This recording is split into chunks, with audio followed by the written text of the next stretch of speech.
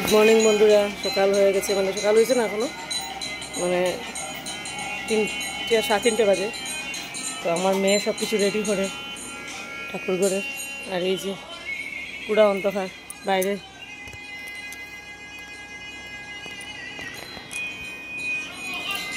বাইরে পুরা অন্ধকার।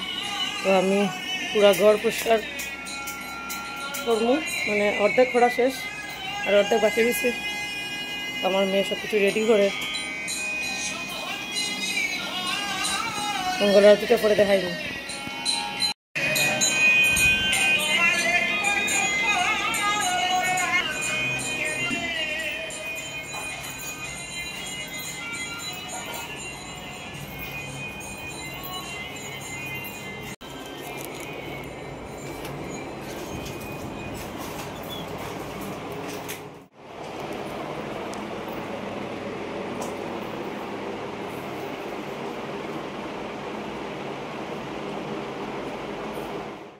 তো বন্ধুরা, 10 নভেম্বরের ভিডিও এটা, 4টা থেকে 4:30 ভিতরে মঙ্গল আরতিটা দেওয়া হইতেছে।